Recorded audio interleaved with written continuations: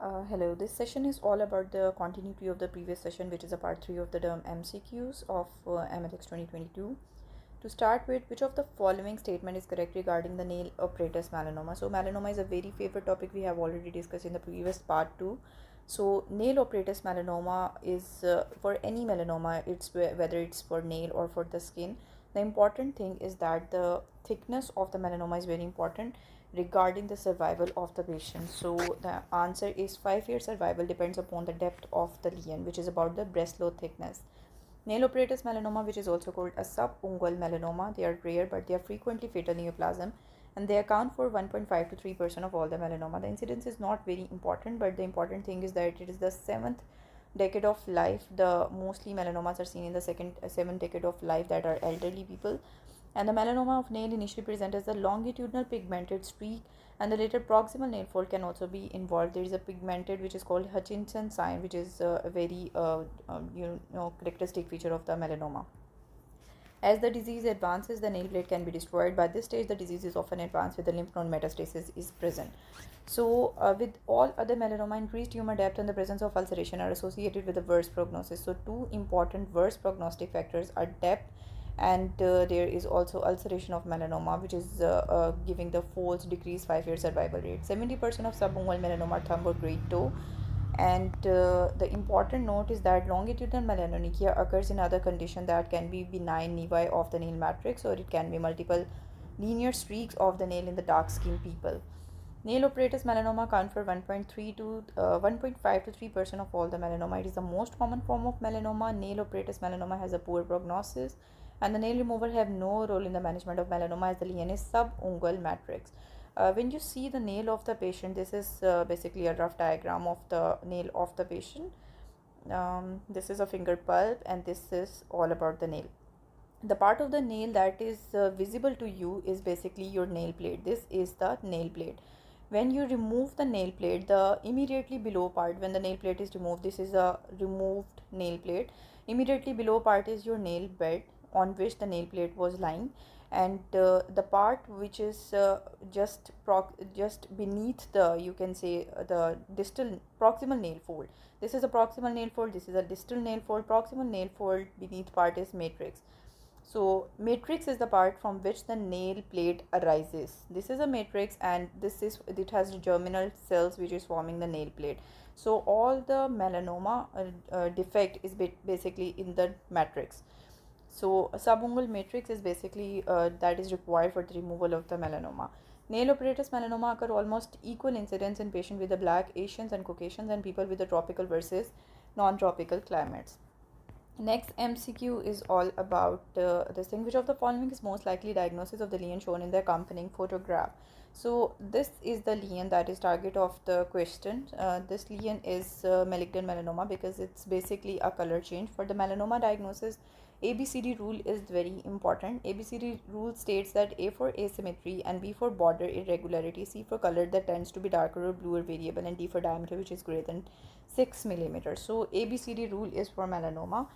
And the lesion is asymmetrical, it has irregular border. Here you can see it's basically, if we draw the lesion, this is not very circular, this is asymmetrical lesion, it has irregular border, and some of the pigment is dark, some is light, so it's all basically it's melanoma. So it shows variation in the color and seem to be larger than 6 millimeter. Therefore melanoma seems to be the most likely diagnosis. Which of the following skin malignancies most commonly arise from the burn scar? So burn scar tissue have always increased predisposition to the squamous cell carcinoma. The most common skin malignancy arising from the burn scar is squamous cell carcinoma. One is the marginal ulcer. It is less common of squamous cell carcinoma of the extremities found in the chronic ulcers or the burn scar. Marginal ulcer occurs on average approximately 30 years of injury to the skin that results in a scar or ulcer. Rarely, acute marginal ulcer can develop between the 6 weeks and 1 year of the injury, and marginal ulcer can develop in all ages. Basically, the burn scar ulcer is known as marginal ulcer, and the men are more likely diagnosed with a marginal ulcer as compared to the females. Next comes, which of the following lesion of the squamous epithelium is not pre-malignant? From the question, Solar actinic keratosis is a pre-malignant condition that lead to SCC. Leukoplakia is also pre-malignant. Bowen's disease also predisposed to your SCC. Chronic radiation dermatitis somehow is pre-malignant. Also, intradermal nevus is just a benign nevus. So, answer is intradermal nevus. Of the given option, the only associated skin cancer is not associated with the skin cancer is basically intradermal nevus. So, it is important. Benign melanocytic nevi have three major categories. It can be intradermal, like all the cells are in the dermis. It can be junctional, like the activity is at the dermoepidermal junction. Superficial is your epidermis. Then comes your dermis part, and then is subcut tissue. This area is the junction of the epidermis and dermis area. So it is called dermoepidermal junction. So the melanocytic nevi that are resting on this junction, this is called junctional nevus, or combined nevus involve your both intradermal and junctional part, this area. So solar actinic keratosis is pre-malignant. I already discussed that it is more common in the sun exposed area and precursor of SCC. Leukoplakia is also pre-malignant. It is also it is a lesion of the oral cavity. It also associated with the SCC. Bowen disease is also a pre-malignant condition causing SCC, and chronic radiation dermatitis is also a pre-malignant condition of SCC. So the remaining is just junctional nevi. Next is a mother of 5-year-old boy who has recently undergone a removal of melanoma on her back. Asks you what can play a major role in developing melanoma in the child in the future. Which of the following option would be more likely diagnosis? This is a same scenario of melanoma as discussed in the previous session. This table is very important, that if the patient is having, some factors are related to patient, some factors are related to history of the family. Among the family history, only the first degree relatives are important if they have melanoma. So the first degree relatives is history is important, that is forming the 2-time increased risk of melanoma. For 2, you have to remember 2 things. For F for family history and F for fair complexion. So these 2 F are basically 2-time increased risk of melanoma. This is simple. 2-time increased risk, fair complexion, and your family history. Your just sun exposure, UV exposure is 1.5. It is the least common risk factor among the melanoma risk factors. So major risk factors are just on the patient's body or the patient's history. If the patient is having dysplastic nevi which are greater than 5, there is a 6% increased risk. If the patient is having benign nevi, then the patient is having 7% increased risk of melanoma. This is benign nevi.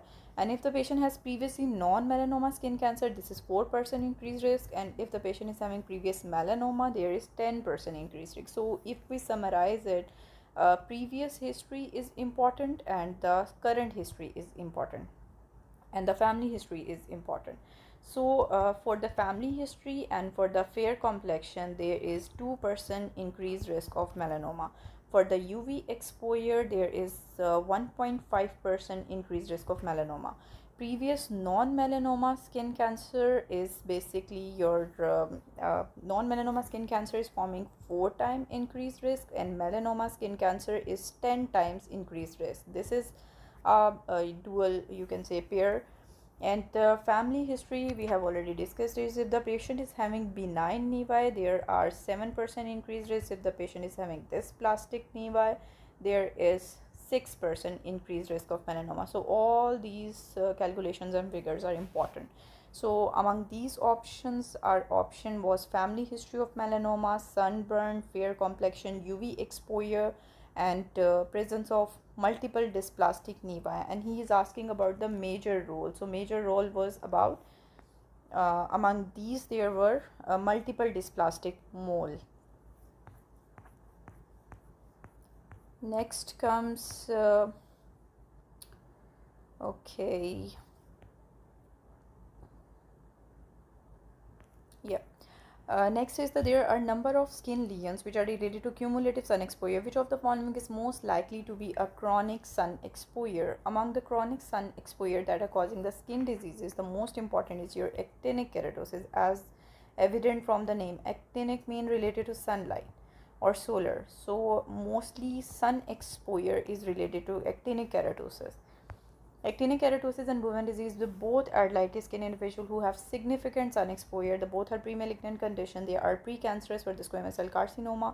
Junctional nevi, we have already discussed. This is not associated with the sun exposure. It's a benign condition. basically, and the seborrheic keratosis does not seem to be a strong association with the sun exposure, and it frequently appears in areas not exposed or affected by the sunlight. Tinea versicolor, it's a fungal infection due to Malassezia furfur. It has nothing to do with the sun exposure. Keratoacanthoma is rather benign tumor rising from the pilosebaceous gland, mostly in the sun-exposed area of face.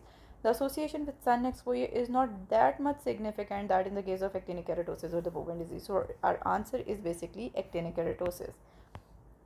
Next question is, a 6-year-old boy is brought to you by the mother because she is concerned about the skin lesion on the boy's back and trunk. The lesion has started appearing increase in number for the past week. The lesion rash over the back is showing in the accompanying photograph. Child is well healthy, no other findings.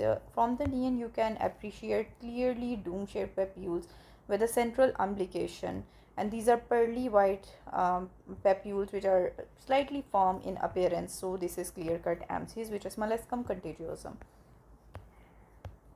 We have already discussed molluscum contagiosum in detail in the previous session, but we will quickly go through it. That the molluscum contagiosum is caused by the pox virus families, Mollusci pox family. They are 1 to 3 millimeter in diameter. They can be large, coalescing small lesions forming 1 to 2 centimeter. They are usually self-resolving. They are contagious, benign course. They self-resolve in about 3 to 6 months and can take 3 years also. Next options are about the varicella zoster infection. You know, it causes chickenpox. Chickenpox are in the form of blisters at the different stages of evolution. For the varicella zoster virus or varicella zoster or chickenpox virus, very important thing is polymorphic eruption. Like you find in the different stages of evolution lesions. Some are papules, some are ruptured lesions, some are blisters, some are crusting lesions. So this is a clue for the varicella zoster or the chickenpox infection. Impetigo is basically honey colored crusting lesion. Impetigo, it's a bacterial infection. Herpes simplex is a viral infection. They are always in the form of grouped vesicles, and these are painful vesicles. This is a clue for the herpes zoster infection. For the papilloma virus or what are basically the cauliflower like roughened surface keratotic surface lesions. This is also viral infection. Next come 47-year-old man comes because of the lesion on the back of the right shoulder. The lesion is illustrated in the following photograph. Which of the following is most likely diagnosis? In the lesion, you can clearly appreciate a nodular lesion or the plaque lesion, well circumscribed lesion which has a central punctum over it. So you can appreciate it seems to be skin is tethered to the overlying structures. It's very a very firm appearance. So it's basically an epidermoid cyst. It should be excised. The lesion is benign but should be excised because it become infected. So clear cut, it's a well circumscribed lesion and appears to arise from within the epidermis, and there is a punctum in the center. We have already appreciated that. So it's basically an epidermoid sebaceous cyst. It's not a true sebaceous cyst because the contents are not from the sebaceous glands itself, but the contents are basically related to the dermis. They are keratin filled structures. Of note, yellow greasy material within the cyst is desquamated keratin, not the sebum. As we have already discussed, it's not a true sebaceous cyst. Epidermoid cysts are benign, do not progress to malignancy. However, it is recommended they should be removed due to superinfection. So, right answer was the surgical excision. Next comes 36-year-old woman presents to your clinic concerned about the lesion on the right shin. The lesion appears to be several days. The site was stung by the bee. On examination, there is 0.6 millimeter nodule on the lateral aspect of the right shin. As shown in the figure, it is not tender to touch. Which of the following is most likely diagnosis? So there is a history of trauma, and the patient is having very clear-cut, shiny, dome-shaped, well-circumscribed lesion on the shin. So this typical history favors your dermatofibroma. Dermatofibroma always presents as this well circumscribed nodular lesion which is sclerosing lesion, and there is a history of minor trauma always present. There is basically proliferation of the fibroblast into the dermis which can form this nodular swelling. Dermatofibroma is commonly seen in the women on the lower leg. The lesion is button-like nodule which is a firm and well circumscribed, and it can color can vary like pink, brown, tan, gray or violaceous. The nodule is freely mobile over the deeper structure. It is not tethered to the deeper structures, and there is a dimpling like MCs. You can see this central umbilication, but the MCs are very dome shaped and very you can say pearly nodules. But the dermatofibroma, the dimple is not clearly evident as MCs, but there is a pit, just like pit when you see from the dermoscope or the hand lens. So this is called a dimple sign. It's because it is tethered to the underlying structure and the structure's pressure pushes it laterally. And there is asymptomatic and itchy or tender, and the options are so correct option is dermatofibroma.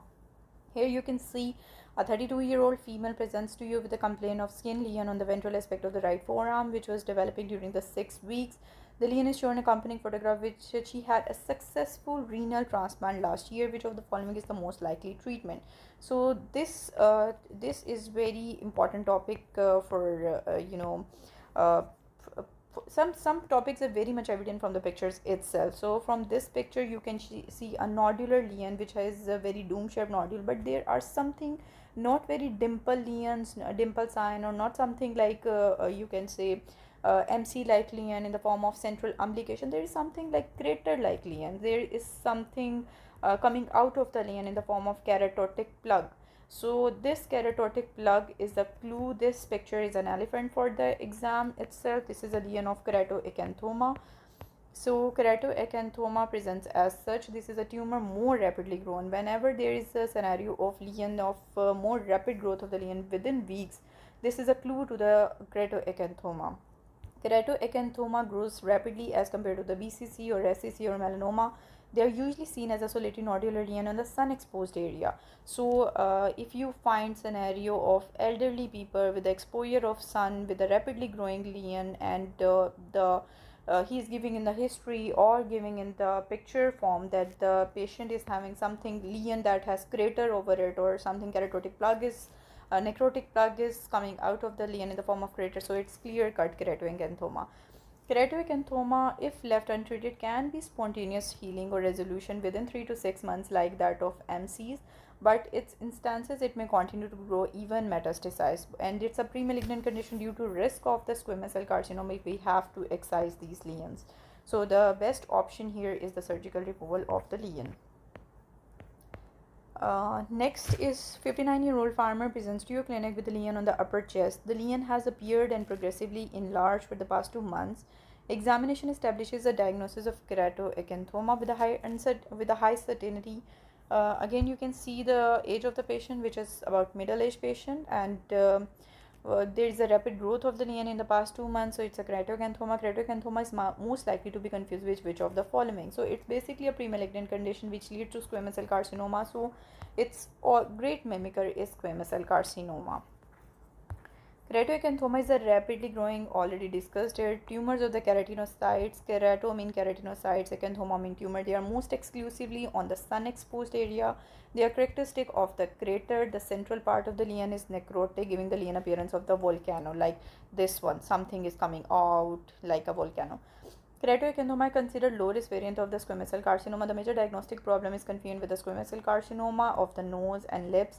It can be told apart from the squamous cell carcinoma, the cytological. So you have to excise the tumor and take the biopsy of the patient to be confirmed about the keratoacanthoma or SCC.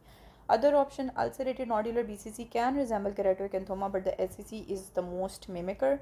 Pyogenic granuloma and SK are very much different tumors. They are not like keratoacanthoma.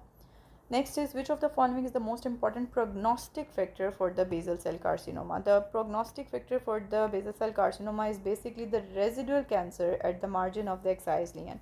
For BCC, excision, the excision of margins is very, very important. The excision of safety margins, like you have to excise the BCC, along with that you have to excise the normal skin with the safe margins for to be sure that the BCC is completely removed. So safe margins are basically 2 to 4 millimeter from the tumor. If the tumor is this one, you have to remove 2 to 4 millimeter of the normal skin from the surrounding area to be sure that you have completely excised the lesion itself. Next comes, this is the patient, this is a sign of lesser trillate. This is a very, another relevant for the exam. This is called sign of lesser trillate. Multiple SKs. SKs we have already discussed. This is basically a plaque which has stuck on appearance. Stuck on appearance, all like plaques of stuck on appearance of variable color and size. So it's forming, covering whole of the back. So basically these are SKs in the form of signs of lesser trillate. Okay, next comes, this is also a mimicker, or this is an elephant for the examination. This is melanoma. Melanoma has variable color and shape. Some of the lesions are hypopigmented, some are hyperpigmented. They are blue-gray area, shades of area. So this is pigmented lesion is melanoma. which is malignant melanoma. Although the lesion shown in the photograph may be mistaken considered as pigmented nodular BCC, the more likely inspection of pigmented of different color. So that was the clue of the different color in the history of the rapid progression over 4 months. Malignant melanoma more likely diagnosis. Keratoacanthoma we have already discussed. There will be crater always. There will be crater of the keratoacanthoma. This is a volcano sign. They are the dead keratins basically. Pigmentation and color variation of the lesion favors melanoma rather than BCC, which is basal cell carcinoma. Moreover, the rapid progression involving of symptoms such as itch and tenderness more likely seen in melanoma. Clinical presentation with a history, rapid course of progression involving in size and symptom exclude the blue nevus. Blue nevus is basically benign lesion. This is again a very important topic of dermatology for the exam point of view, or you can say elephant of the exam for the derma. These are here you can appreciate the rolled edges or the pearly white edges. These are all rolled things. So these are very much typical for the BCC. 61-year-old farmer is showing he has some sun exposure, excessive sun exposure. So something is with the UV light trigger. To your clinic concerned about the skin lesion on the face, which is accompanying photograph which of the following diagnosis. So it's a clear cut BCC, basal cell carcinoma. The appearance of the lesion is consistent with the nodular BCC. BCC is most common skin cancer. Unlike squamous cell carcinoma, BCC can be seen in the non-exposed area. Many times you see on the trunk as well. Nodular BCC is the most common subtype. The pearly appearance and the shiny surface and the telangiectasia are characteristic features. Additionally, lesion in the photograph has undergone ulceration as well. Here you can see these are the ulcerated areas. Keratoacanthoma, it has central crater. Implantation dermocyst is cystic nodule following the penetrating trauma. Amelanotic melanoma resembles nodular BCC, but it lacks the pearly appearance of the BCC like rolled margins. Squamous cell carcinoma do not clearly fit with the picture. This is again a very important slide. This is a flat plaque with a well demarcated borders and the shiny surface with some superficial scales over it. So it is a picture of Bowen disease. Without reading scenario, just looking at the picture, you can make your diagnosis very clear. But in the description, there is 61-year-old man presents to your clinic with the complaint of rash. On examination, there is a well demarcated erythematous lesion which is neither painful nor itchy, and in the accompanying photograph, so it's a Bowen disease. Bowen disease is slightly raised plaque with the scaly edges, and it's a Bowen disease. It's a squamous cell carcinoma in situ. It's a pre-malignant condition, more common in the elderly people but can occur in the before 30 years of age. Sun exposure is very important for the Bowen disease like actinic keratosis or keratoacanthoma.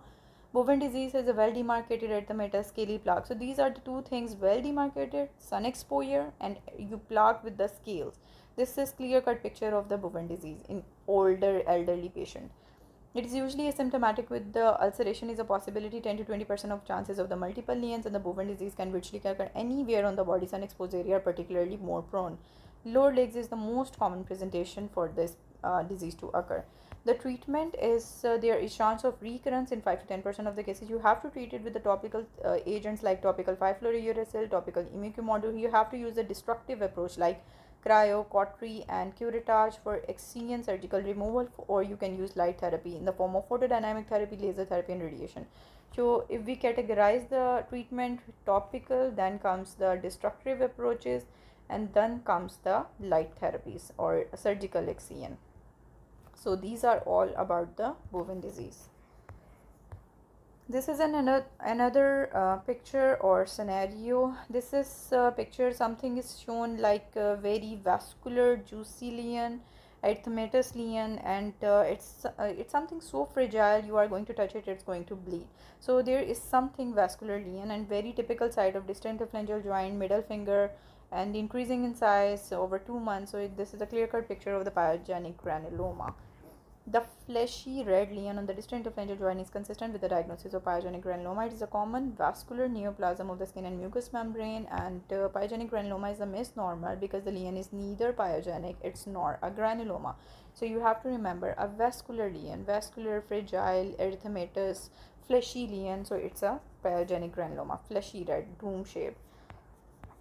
Here again you can see similar lesion, but that's not very much fleshy as pyogenic granuloma. This is something mucoid, like it's clear cut fluid cystic lesion or shiny lesion, and it's very you can say firm lesion. So it's basically a clear cut picture of the mucoid cyst, synovial cyst.